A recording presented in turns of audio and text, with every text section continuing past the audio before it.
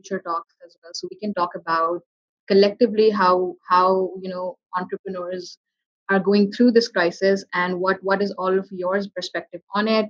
It's just going to be a general chit chat on the current situation and how your organizations are dealing. So I'd like to start by first, just having a general round of introductions for the audience who just joined us now, and some of the successes, and also talk about some of the failures that you've experienced during this transition of working from home. So let's start from there. Aliyah, would you like to start the conversation? Sure. Thank you for having me on this panel discussion. My name is Aliyah Mohyeddin. I am the CEO at Dynamic Communications Consulting. Aliyah, can you hear me? Yes, I can hear you. Can everybody hear me and see me? Nazish, it's frozen, but I can see you now. Yeah, my name is Aliyah Mohyeddin. I'm the CEO at Dynamic Communications Consulting. I'm a NLP master trainer and a leadership coach, a relationship coach, a life coach. We currently in Pakistan run NLP trainings. We run them in Karachi, we run them in Lahore, and hoping to start them in. So we were hoping to start them in Islamabad. So the question was, what are the opportunities and what are the challenges? As far as challenges go, it has definitely impacted our client. We see a lot of coaching clients, and we run trainings, face-to-face trainings. So we were, in fact, in the middle of a NLP master practitioner training when this lockdown happened for us, and we had to stop halfway. And we're going to be starting up once it reopens. So it has impacted in terms of client work, people coming to our office, mostly because people like to have face-to-face coaching. The opportunity that actually arose, and it was quite by accident, was I think 2 weeks into the lockdown, I was trying to figure out, okay, what am I going to do? I can't just sit at home and do nothing. So I started a Facebook Live session. And that Facebook Live session has now actually picked up such steam and has snowballed into this amazing experience. So we have guests from all over the world who come in. We talk about whatever aspects in terms of coaching or NLP. And that has actually picked up we've got a lot of viewership because of it, and a lot of interest in coaching, in NLP because of it. The other element of that, which has been exciting for me, is that I have always been thinking about going online or offering trainings online. But in the past, it had been such a big, this huge sort of mammoth thing to deal with. I didn't even know where to start, so I wouldn't even bother starting. I just park it and say, okay, well, at some point, it's something I want to do, and at some point. And this somehow became a situation where it's been imposed.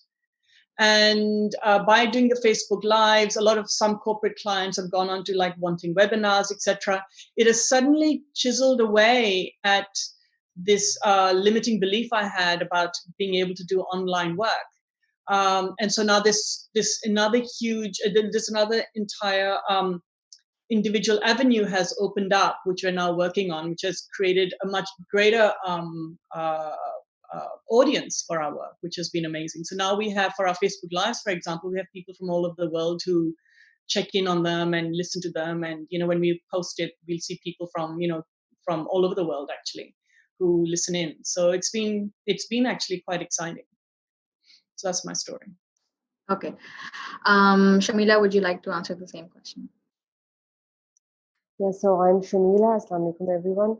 I'm the CEO and co-founder of GharPar. GharPar is an online at-home beauty services platform.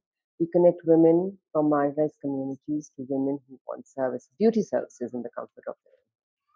So we just changed our gears when the lockdown was announced. COVID was all over the place, and we just onboarded around. So let me explain you a little bit. What we do is that we bring women from marginalized communities to our platform, and we train them in beauty services. So the training is totally free of cost.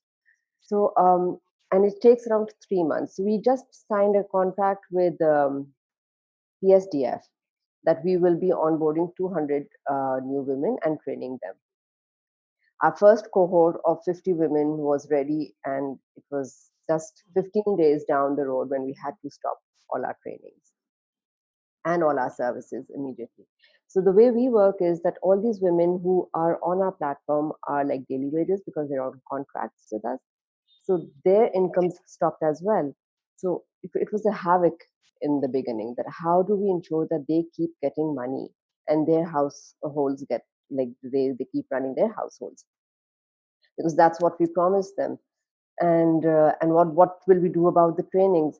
So keeping all that in mind, what we did was that first we raised donations for all our technicians who are on our platform, around 150 women.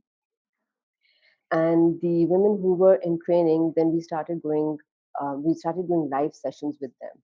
So they would come on Zoom.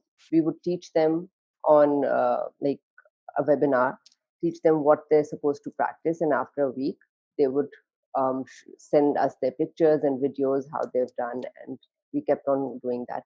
And like, to my surprise, they actually started learning it in a better way. So I think we'll keep this when the lockdown is over, and keep like both methods, online and like contact one on one.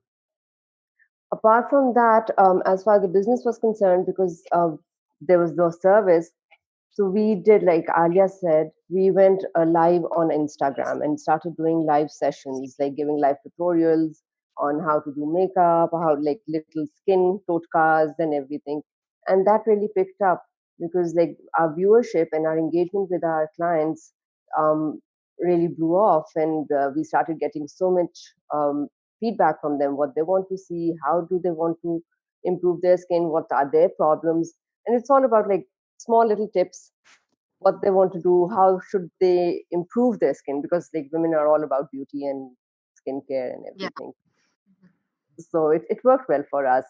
In the beginning, it was difficult to manage office from home, especially all our teams who were working from home, because we had never done that before. But then we put everything in place. Uh, it worked. How long we're going to be online, how we're going to have meetings, and so on and so forth. And it's been well. Allah ka shukr. Thank you, Shameelah. Madiha. Okay, thank you. I'm Madiha Hamid. I'm the program manager for Khudi, and also running a startup with the name of Shuffling Tales. As far as our project is concerned, the purpose of this project was to reach out to, we have only 1% women entrepreneurs in Yeah. Pakistan.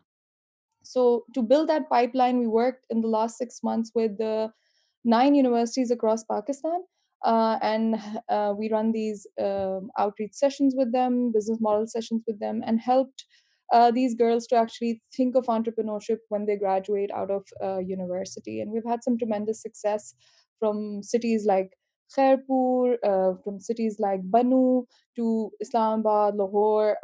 So this is what's been keeping me busy for the last 6 months. And if you talk about the opportunities and challenges as far as women entrepreneurship and the project that Khudi is all about. So at this point, all these girls were, we really pumped them up to start their own businesses, and now everything is shut down. They were in the process of going through these incubation cycles in their respective universities. Once that shut down, we took the initiative of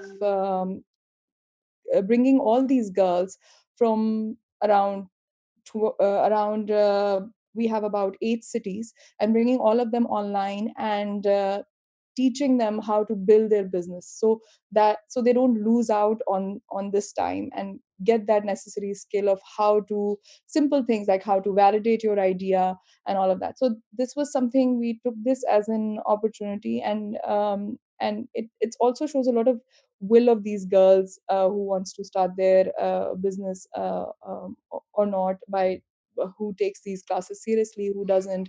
And another thing, beautiful thing that has happened is that we are, because of the reach that we have, we are actually also able to reach out to other women who were not part of the Khudi project, but who are running their own businesses. So now they are also joining in and learning from the very scratch, which sort of education, which is very one-on-one based. So yes, so in short, this as far as my startup is concerned, it's been a rough ride with there. Our offline uh, cafe is closed, which means it has impacted business for about 10 of the home chefs that work with us. And Actually, Madiha, this is something I was hoping to also ask you. I've been noticing so many people are posting photos of things that they're cooking, right? So people clearly have a lot of time on their hands. They're making stuff and uploading pictures of it, which has also sort of led to the rise of, these home-based chefs. And so I thought that, the opposite of that would happen. मुझे ये लगा था कि लोग और क्योंकि restaurants भी deliver नहीं कर रहे थे तो लोग ज्यादा होम बेस्ड शेफ्स की तरफ जाएंगे because they're able to trust them more. But what you're essentially saying is that that has not happened, no, right? so what I'm saying right now is that it's a very specific example of how a cafe and restaurants have been closed, so that it has impacted. But on the flip side, like you mentioned, this is the thing. Now women can actually, they're trying out restaurant style food. They're trying out all these amazing recipes just to pass down, and this could actually help with our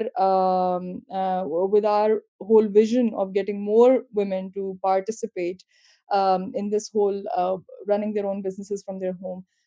So definitely, from a skill level perspective, yes, that has increased. But because of the lockdown and Corona, people are still very reluctant to order in food, and like there were delivery issues in Karachi and all of that. But slowly, when this gets better, definitely this will open up a lot of opportunities for them. The other thing that we do is that we work with tourism sector, and within the tourism sector, there's a huge hit. So that has been on our mind of how to still reach out and help those home chefs who are in Hunza, who are in Chitral, and how do we help them? So there are a lot of idea generation going around it. With one of our food tours got cancelled, which was supposed to happen in October. So as so my point is that though there are a lot of challenges, but uh, there are also a lot of opportunities in parallel. If you think about it, you can take around and pivot and think through these things. So yes, so these are the things. All right. Okay. Before we move on to Mariam, I'd just like to take a moment and welcome NIC team, which are here on board. I would introduce Usman. We have Usman with us. There's Hassan. Our program manager, Asfar Hussain, is also here. The, the company in Islamabad which manages NIC Karachi, LMKT. So we have LMKT's vice president here with us as well, Faisal Saab. And we also have Dilawais. Sana, you've already said hello to, so just wanted to say a quick hello and welcome to all of you. Now we can,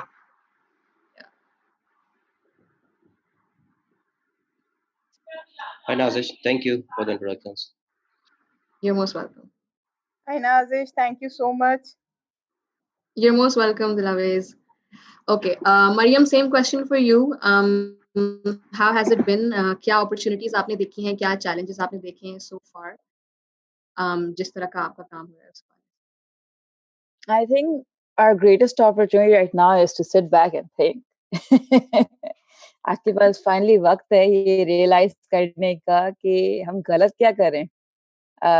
So my work throughout, life has been around changing systems, figuring out how to empower people that can't necessarily or don't necessarily have access to the opportunities that say you or I do. Yeah. So whether that's women or youth or people from low income communities, I've tried doing that, or marginalized communities. I've tried doing that through different platforms.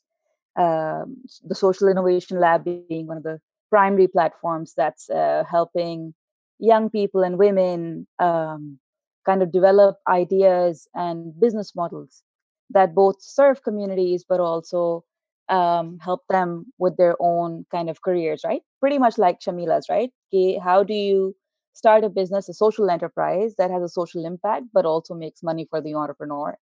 Does not become Facebook because, well, you know, uh, there's a bunch of problematic issues with um, companies like that, companies like Facebook, companies like Google, even sometimes companies like Zoom, which we're using right now. So how do you move away from, pop star entrepreneurship to one that actually has an impact on the systems that we kind of have created for ourselves? And something that this pandemic has done is that it's actually validated the need for more social enterprises, precisely because we're seeing the system crumble, right? Yeah. Mashallah, our friends on this panel have been super lucky to have been able to pivot. And that's the privilege of people like us, right? In the upper income, upper middle income string, where we can, open our laptops and start work and nothing's going to be different. Well, of course, a lot of things are going to be different, but we can survive, right? Whereas there are millions of people in countries like Pakistan who don't have internet, don't have laptops, uh, don't even have one meal a day anymore because they're daily wage earners.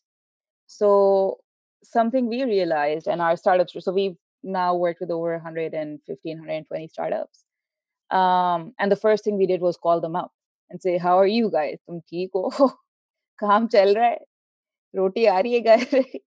Yeah. And most of them were fine, right? Because once again, they were from similar backgrounds as us.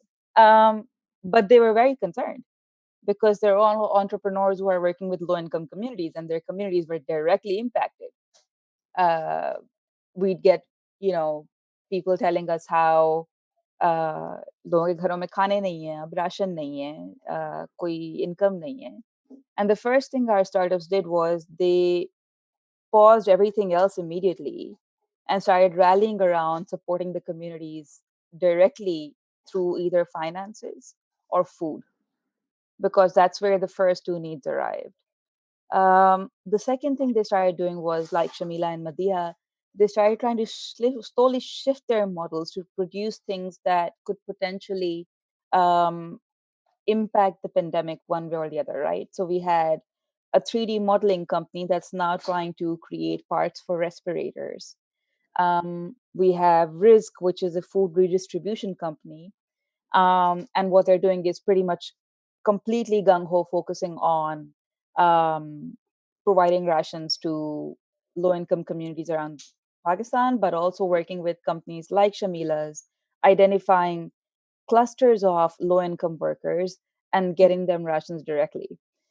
In this process, they are working with a lot of other startups like Cheetah, like Baikia, like other e-commerce platforms that can support that distribution. So what we've seen is a lot of startups kind of pivoting to meet the immediate challenges, which is Yeah. great. We have a beauty product startup that's now trying to make hand sanitizers, which is great. It's excellent. Yeah. But I also feel like for us, particularly, I didn't want to just have things go business as usual, right? With the first, sure, we're eventually going to make a bunch of our trainings online too. So we're partnering with Bluetooth, which is this wonderful online communications and training tool that Fatma Rizwan from Tech Juice has now started, and she's the founder of that. So we're actually supporting her platform, joining on there. I encourage all of you to try it out and see, how we can transition some of our material and trainings online. But while I'm doing that, while we're doing all these things, I feel especially concerned when we take on this pressure to be productive. क्यों किस लिए किसी वजह से हुआ है ना ये.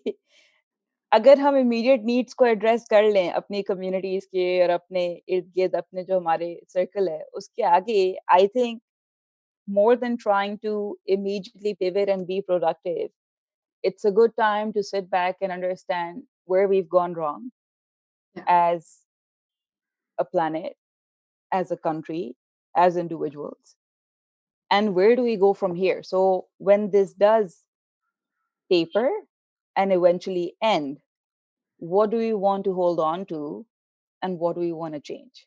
So that's the challenge I want to Okay. focus All right. So this is what I gather from all of your responses so far, that A, all of you have pivoted to some degree, whatever you were doing, trying to bring it online, right? To make it more inclusive. But this is also something as NIC we faced, कि हम जिस तरह पहले regular sessions कराते थे अपने इदारे में for entrepreneurs training sessions and all, and we, there were a lot of people even at that time who requested us to, go digital, take our sessions online. But like Alia said, we were just not, we hadn't thought of how we'll actually do that, and how to take the plunge. But now that we were put in a position that we had to do that, it was all fairly simple, and we managed to do so many sessions so far, right? But as I've also been observing, जिस तरह schools का सारा सिलसिला हुआ है, they've also gone digital. It poses a huge accessibility issue because not everyone has, sit peacefully. Like even the conversation we were having before, that you want some peace and quiet, right? So there's different levels of accessibility issues for everyone. And given that all of you are also working with the low income communities, um, I would want to know your perspective on what you think needs to be put into place and what you wish should be put into place to make this digitization transformation much easier. So again, let's start with Alia on that. Okay, so I don't per se work with low-income communities. That being said, I am working with some. We're creating a new model that is meant to target low-income communities. So we're creating a model that'll work, and the way to disseminate it is via online trainings potentially. I mean, one of the things that to be able to do anything online, you have to be able to have the facility of online, right? For people to have internet. Now that is infrastructure issues that need to be figured out by the government, really. That being said, many people have smartphones, even in the in the most remote areas. They might not have electricity, but they have, even if it means a solar panel and it's enough to charge their phone sometimes. And so, how can we even bring some know-how that people can access via their phones? I mean, I don't know how qualitatively I can add to this particular part of the conversation, but enhancing, I think, creating, as Maryam was saying as well, a lot of these platforms that are offering and creating those combinations and relationships where people are joint venturing together, where there is this sort of people are sort of bringing together the different resources and options that they have that they can use to assist other people, and then how do you create new models that can then go out and branch out in other areas. So I mean, a lot of what Maryam was saying is how to do that, I think, is a really great way forward. For in fact, everybody, four of us who are here, or the five of us who are here, we all have, in a way, even complementary things that couldn't just in themselves tie up to each other in some form. And I think that's the way. I mean, how do we all help each other? And what Maryam was saying, I think, is really true in sense of what do we do moving forward? And I think in a way that will also define how we move forward. I do believe, business and life will, in many ways, go back to normal. I mean, there is, as people are saying, there's an expectation of this huge shrinking, global shrinking of the economies around the world. That's going to have a massive impact on starvation and people being thrown below the poverty line. So there's another huge wave of crises that are coming. So yes, we need to, in terms of our businesses, we need to say, okay, well, what's important? How can we adjust and pivot? And what are we all about? And how do we move forward? And helping each other so that we also minimize that the next wave that is meant to come. At the same time, honoring our businesses to be able to survive this, to be able to thrive in spite of these challenges. In NLP, which stands for Neuro Linguistic Programming, it's all about, how do we thrive in spite of challenges? What opportunities we see, can we use them so we enable ourselves as individuals, as communities, as companies, as whatever we see, we can still, our ships can still stay afloat. And so how do we move forward with that? I mean, that's one of the companies all over the world right now that are sort of, trying to figure out how are we going to do this. And I think that's going to be the conversation that we're all going to be having moving forward. So right. Okay. Thank you. Shameelah, would you like to answer that? Because like you said, you are sort of training all the women who are working with you in, giving salon services online. So again, the accessibility challenge must have been, pretty serious for you. Yeah, so the digitization of everything, you can't digitize everything. The problems, as Aliyah pointed out and as Maryam pointed out, are much larger than digitizing everything. Like this, there's a huge wave of starvation which is going to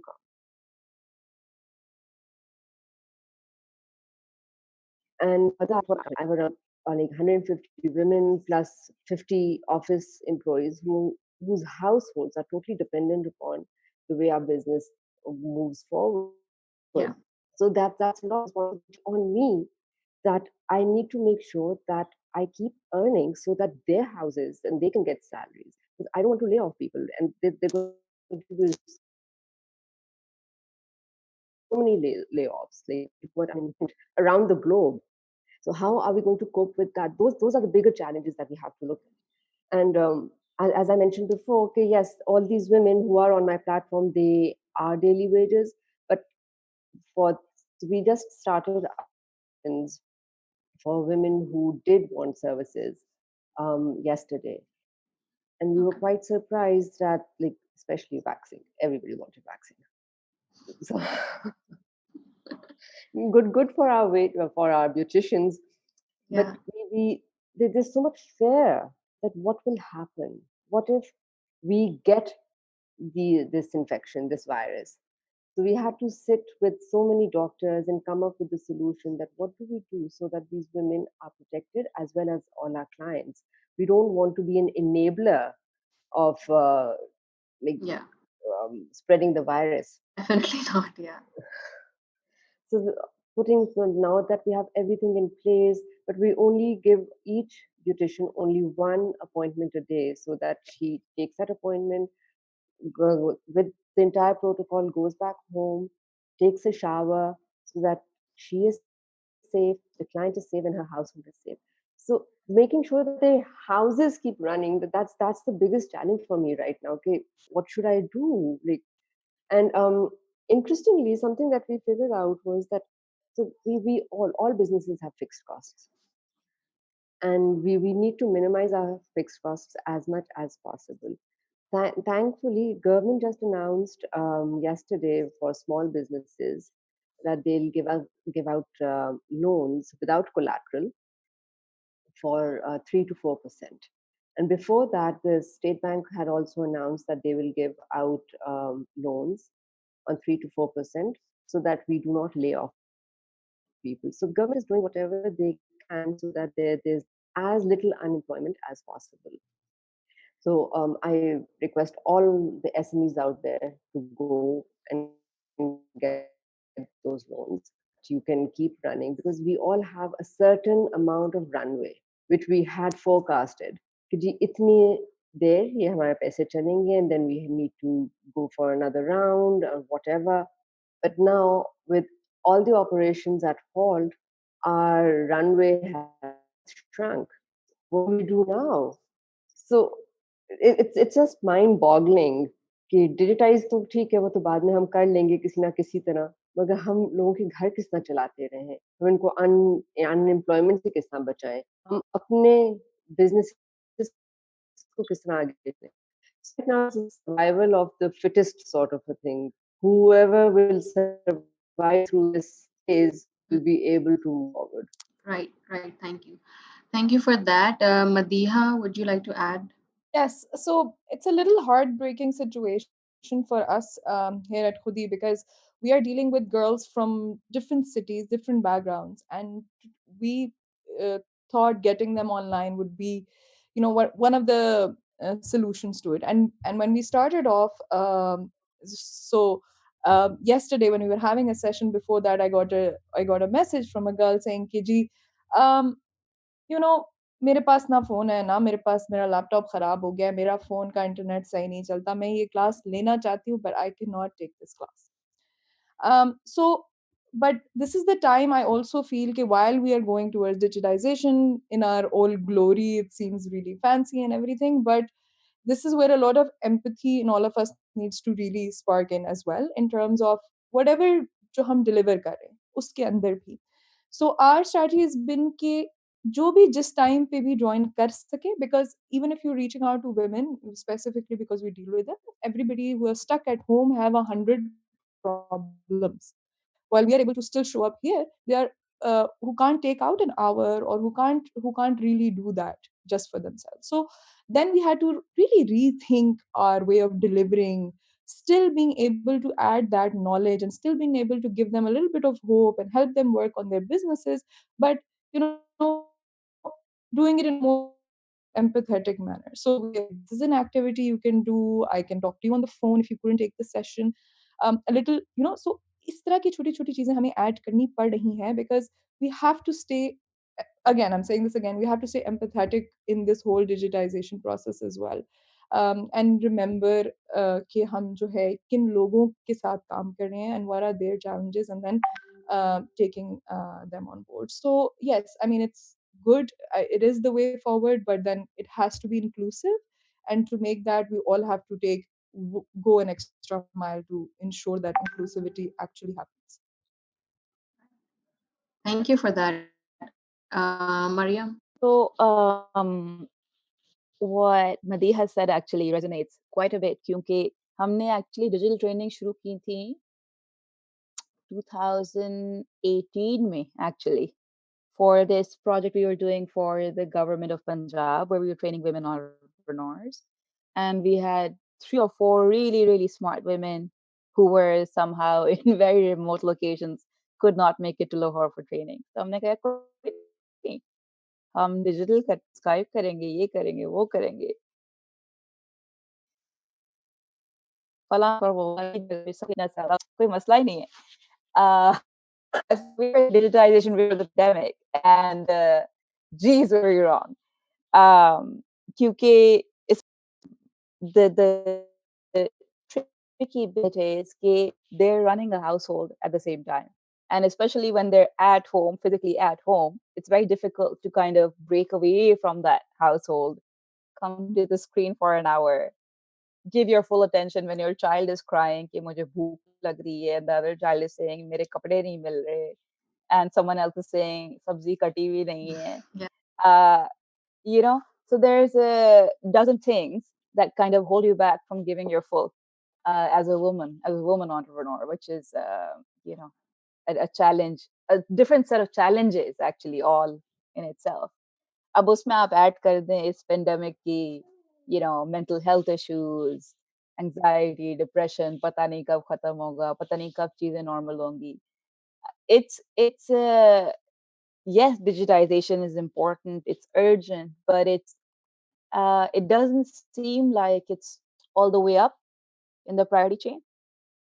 And even though it is, frankly, it is what's going to save a lot of small businesses.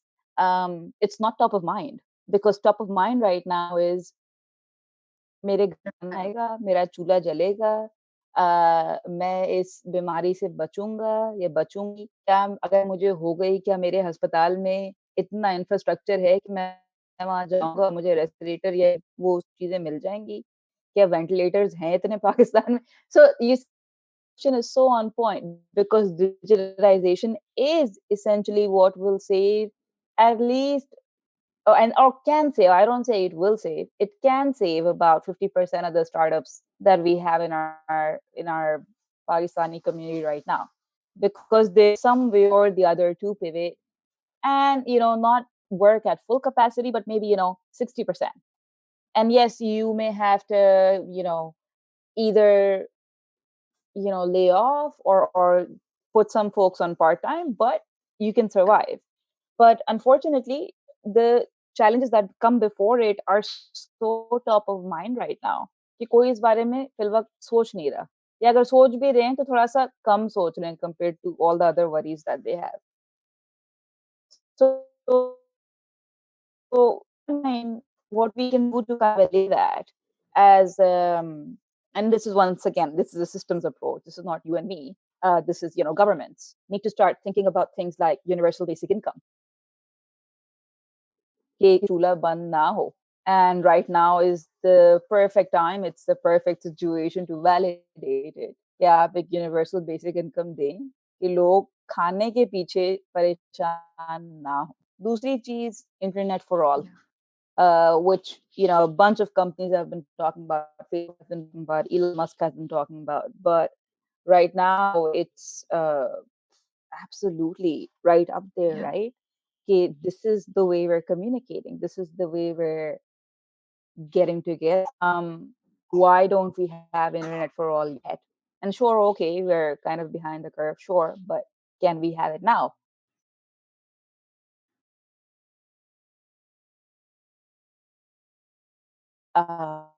What subsidize that for people who can't afford suggestion. And then a third kind of digitization तो नहीं कहेंगे या उसके precursor समझ लें कि पहले से exist करता है, right?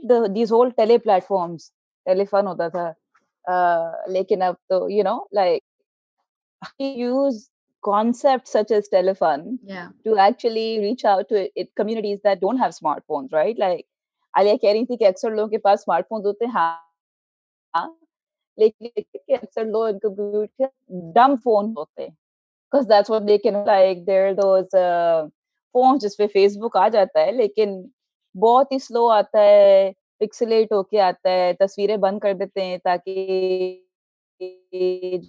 इंटरनेट ज्यादा इस्तेमाल ना हो. There's affordable telefinance. Even ag tech, right? But if you can send SMSs or voice calls or recorded voice, can be a game Yeah. changer. You do tele-education, जिस तरह अभी मदिया कह रही थी कि जी मैं वक्त निकाल के फोन करती हूँ. So if you can start doing tele-education, it's not digitization the way we want it, right? It's not the fancy digitization, but it's something that might actually include a lot of people in this country. So these are such, some basic steps we could potentially look at to eventually lead to digitization. Right. So Maryam and Madiha, you both spoke about, the importance of empathy, and we all, admit that this is a very stressful time that all of us are going through. So you might have had instances in your organizations and your work where there have been conflicts. And so I would like all of you to talk about how, working from home, you're able to manage those conflicts, especially within, coworkers, within teams. I know for when I faced that, and that has been a huge challenge when you're not there with the people that you work with every day how to deal with this effectively. So Alia, if you would like to talk about that, especially given your background, if you can give us some tips on how best to manage conflicts in situations Okay. like this. Yeah, there's exactly what we are actually working on in a lot of our webinars for companies. It's very important to first recognize what's happening with ourselves, the management part, like what are we feeling?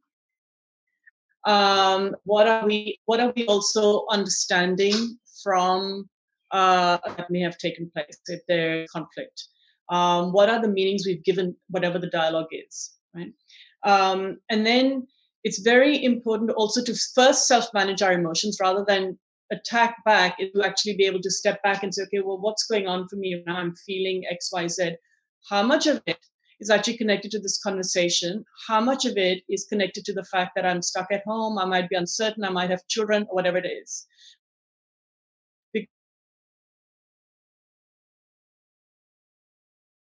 So it's good to give yourself time and space before responding.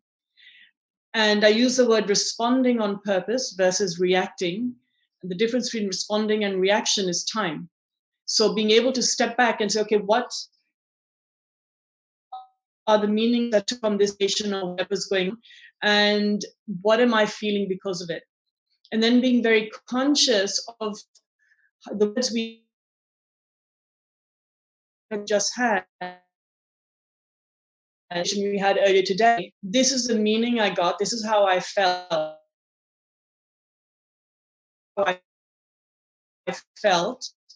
Perspective is when we talk about conflicts, and this is face to face, when we talk about how we feel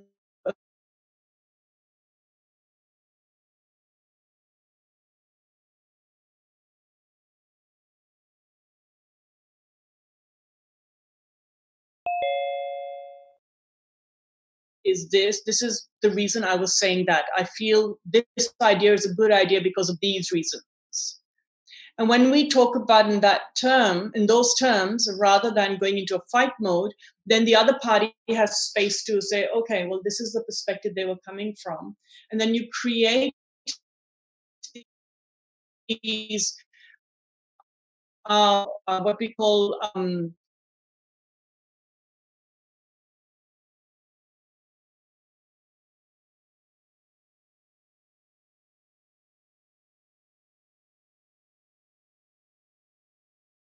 versus just respond with all the noise emotional noise that's going on in our heads. At the same time, being aware of how much of the stress that I'm feeling, how much is it due to the fact that I'm feeling uncertain, I've got to, cook dinner and the kids and the husband or wife or, all of that. It's being able to separate the two and then responding more cognitively. Yeah. Right. Thank you, Aliyah. Shameelah, would you like to add to that? Yeah, Allah ka shukr, we didn't have to face any of such problem abhi tak. So, but generally, what we do in our organization is that if there is any conflict, so and let's say XYZ came to me and said, so and so did this. So, what we normally do is that we tell them to write down what happened, Right. and then we also ask the other person to write down what happened, and then we call both these people in the office and then ask them that, okay, now in front of each other, why don't you tell us what happened so that we can resolve the issue rather than making it a shikayat.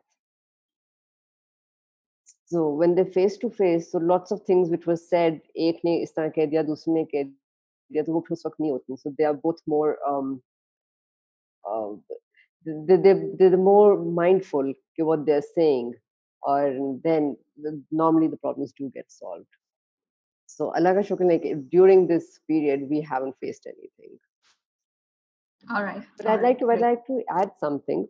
Sure. What Maryam was saying about digitizing and schools, and I think you were mentioning that Yeah. online schoolings वगैरह हो गई. So my 7-year-old son, when his online school started, he was very, very upset. And I was like, "Oh, why are you upset? Like, if you can see your friends and all." He's like, "No, but even if I'm not well, I'll still have to attend the school." So the excuses जो सी है वो आपके कम हो जाती है. तो उससे ज़्यादा उसको था, I can't even go and say that मैं homework घर भूल आया हूँ because I'm at home.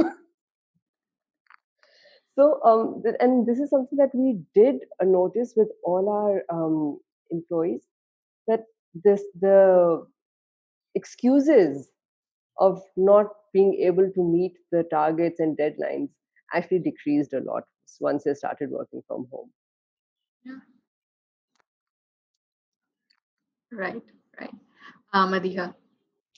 So I think for me, what Alia said is a lot of inner conflict that we are facing within the organizations. Of course, we are pretty much used to working from home, so we have our things sorted in that way. But there's a lot of inner conflict that is happening, and I think that is a bigger thing to that everybody needs to step back and think. And I completely hear what Alia said, and such so I mean, just before this webinar, we had a whole meltdown in our office, in our work, where somebody didn't take responsibility of something, and like my emotions were really high up on the sky. And then we had a loss of over inventory of over 10-15,000 rupees. Just I mean, it's a very small thing in if you look at it in a bigger picture, right? But now, because there's so much internal conflict going on, that your first is no response is actually a very harsh reaction, and then you have to really pull yourself down, ground yourself down, and tell yourself, this is not usual. This is not usual working from home. We all need to tell ourselves that this is forced work from home. This is all forced and unnecessary circumstance, unforeseeable circumstances. So yes, again, I think the only way to save ourselves first is to save yourself, and then of course that would help reduce any conflict. I'm going to take all the advice that Alia just gave and implement it going forward. Yeah, yeah, definitely. Me too. Mariam. Alia gave excellent advice. That's exactly where you need to start. You need to start with your own pulse, right? What am I feeling? What's going on? Why am I doing this? Why am I saying this? Why am I reacting? What's going on? So it's an interesting thing, right? Madiha ने भी जो बात की बहुत सही है कि this is not work from home. You're forced to work from home. वही ना शमीला का बेटा नाराज हो रहा है कि यार मैं अगर बीमार भी हूँ, I have to show up. What is this nonsense, right? Where's my work-life balance? Yes. And it's Yes. important. It's important at 7 years. It's important at 30. It's important at 40. It's important to, kind of be able to step back and have a space where you're like, huh, this is my space. Yeah, koi nahi aa raha. Lekin that concept of space has been completely, overtaken right now. Where is that space? It's not a physical space anymore because you're sharing your physical spaces with multiple people in the house. It's not a mental space anymore because you're completely overwhelmed with these feelings of, ab kya hoga? When's this gonna shut down? Oh my God, what if I get it? Oh my God, what if someone I know gets it? So the spaces, both mental and physical, are now suddenly so bombarded. It's not easy. It's not easy to cope. Uh, but yes, like I said, start with is, what's my pulse? What am I feeling? And what's the pulse of people around me? What are they feeling? And contextualize it in this global pandemic where we're not alone. All of us. एक पूरा article है इस पे, I think Vice पे या New Yorker में आया है. Are you having funny dreams? Apparently, it's a global phenomenon.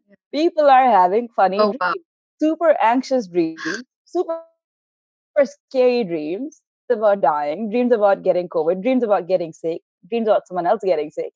And it's a global phenomenon. We're facing it as a human race. It's amazing. Like it really is some very strange equalizer, right? Though it's not equal for everyone.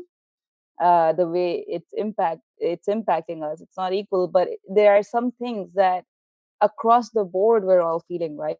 So the second key thing, empathy. Okay, if I'm feeling this, crappy and unproductive and scared and whatever else, why do I expect someone else to feel differently, right? And then number three, keeping that in mind, we need, how do I alter my expectations of, what is considered productive, what is considered efficient, what is considered growth, what is considered success. um, we need to realistically look at what we can achieve, and what, and I don't mean number of trainings we successfully conducted, number of startups we called up and said, हाँ तुम सही हो कि नहीं हो, some blog post we wrote, some webinar we hosted. नहीं, that's not some check mark of achievement, right? क्योंकि suddenly we want to quantify, जैसे अभी शबीरा ने कहा कि ना हम उसका बेटा जो है जब स्कूल जाता है तो उसकी टीचर जो क्वांटिफाई करती है, अच्छा यार ये बच्चा जूम पे आया, इसने जूम पे इतना टाइम बोला, इसने इतना होमवर्क सबमिट किया. But you can't quantify right now in this circumstance. If you're trying to quantify, it's just going to stress you out even more. So stop trying to quantify, stop trying to be productive the way you would pre-pandemic. Stop trying to live by those same rules right now. When we transform that way of thinking, we transform the conflict. So we're not looking for conflict resolution. We're looking for conflict transformation. And conflict transformation happens when you step back, look at your context, read your pulse, and then empathize, and then kind of review and recalculate what you can realistically achieve. Right. Right. Great points. Thank you for that, Mariam. So I think we're almost through our time, but I would like if all of you can give, some closing remarks on any advice you would like to give to women entrepreneurs right now, and not just women entrepreneurs. I would say entrepreneurs in general, because of the situation and what you think is a message, is a lasting message that you would like to give to the entrepreneurs listening to this conversation. So Alia. Um, I think, first of all, I think what I would recommend is at this time, there are a lot of people who will be going into high levels of stress. What happens when we go into high levels of stress is we release a lot of cortisol. We stop being able, we go into what we call foveal vision, very narrow thinking, and we're just thinking of problem state, catastrophic thinking, as we call it. And we're thinking of the problems and what's going to happen, and oh my goodness. It's really important in that time is to actually try and get yourself to sit back, physically create some distance from yourself and your sense of the problem by breathing. So some breathing, and then think about, rather than what the problem is, think about what is your desired outcome. What am I trying to achieve? And then from there, when you start, rather than when you think about a problem to fix, there's a certain type of mindset. But when you think about a goal to achieve, there's a very different type of mindset again. And so when you think about, okay, well, these are all the challenges around me, but that is what I'm trying to achieve. The creative part of our brain starts kicking in, and we come up with new ideas. Versus when we think of fixing a problem, we go into fight, flight, or freeze. Yeah. And then we think only in terms of this very narrow box or circle of this problem state and ways to chip away at it. So we go into very much catastrophic thinking, and we are not able to then look at things from a broader perspective. So if we allow ourselves to actually calm ourselves down, we can do that through breathing, physically removing yourself from a space where you're feeling the anxiety. So if you're sitting in your chair and you're feeling anxiety, get up, give yourself exercise or physical movement, change what we call our physiology, our body posture, etc. And then start thinking about, well, okay, yes, this is this. I'm going to physically park it. I'm going to emotionally, mentally, metaphorically park it. This is my goal. This is what I'm trying to achieve. Now, as I think about what I'm trying to achieve, what are some ideas that are coming to me? And some of them might come to you immediately, and I guarantee you there will be some that will come to you immediately. But then your subconscious mind keeps working at it, and there'll be other ideas that will come to you in a day, in a week, or whatever it is, and you focus on that. So if you keep your eye on the goal, you're more likely to achieve other ways of achieving it. That would be my advice. Okay. Thank you. Shameelah. Yes, so my advice to everyone is we're not in this alone. The entire world is in it, and we're all together. We need to take care of ourselves first. Please pamper yourself, meditate, do some exercise. So there's some adrenaline kicking in. And once you take care of yourself, then you can start taking care of people around you. And that's my advice right now. Just love yourself so that you're more calm and you can take care of your family, your loved ones, your staff, everyone around you, and spread some love. That's it. Sure. Madiha. So yes, building on to that, I think there's too much noise, even for entrepreneurs who are already, been working startup ecosystem. There's just too much noise, overload of information happening. So I think, so we've done the 1 month lockdown.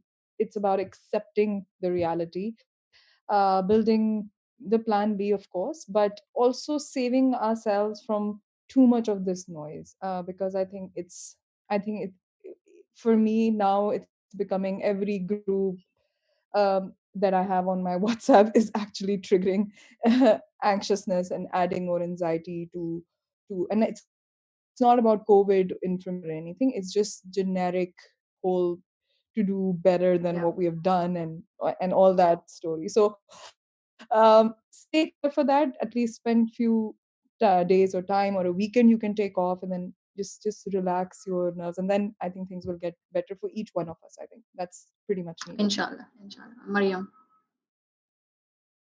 Um, so actually, this is fantastic advice, by the way, you guys. These women basically nailed it.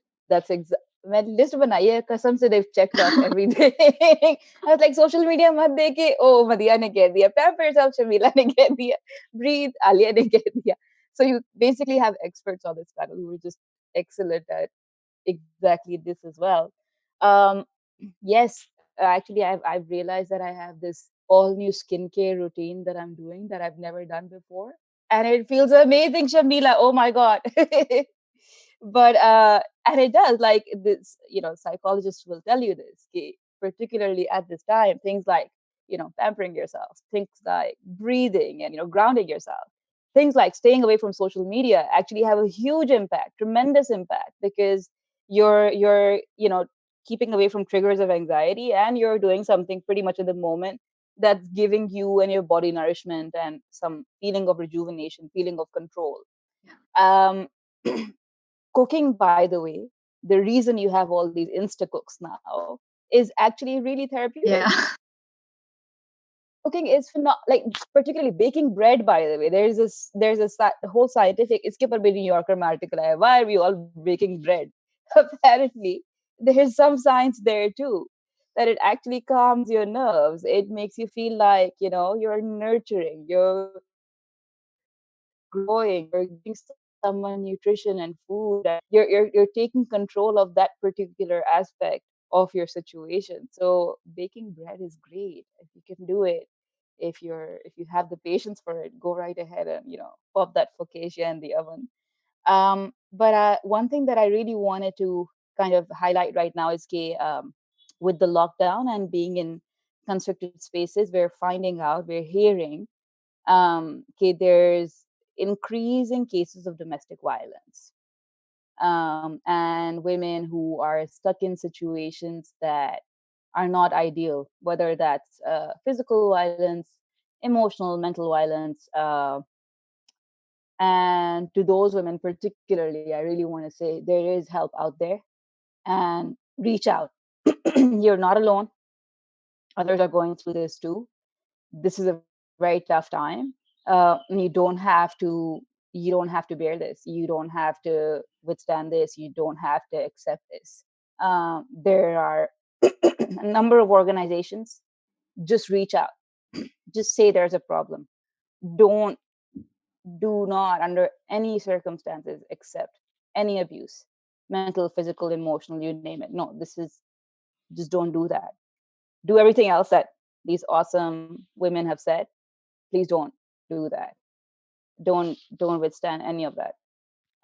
That's what I'll add to this fantastic list that uh, my fellow panelists have put together. Chale, thank you so much. I think Nazish's internet just kind of died. So we have Faisal Saab over here. Faisal Saab, are you still around? Yes, I am. Any closing remarks from your end? Uh, खवातीन ने बहुत बोल लिया, अब थोड़ा सा My wife and my daughters are listening to this That's conversation, very and great. thank you so much to all the participants and all the panelists. It was pleasure listening to you. Thank you. Thank you so much. And I, before closing, I would just like to thank हमारे पूरे हमारे panelists, of course, उसके साथ NIC's team and LMKT की team, our co-founder, Ms. Shabana Khan, who specially asked us to initiate this conversation between women leaders like yourself. And hopefully, inshallah, future may we'll have more of these sessions. So thank you so much, all of you. And it was lovely interacting with you all. And yeah, stay safe. Thank you. Bye. Thank you. Bye. Thank Take you. care, ladies. Bye bye. Thank you so much. Hafiz, everyone.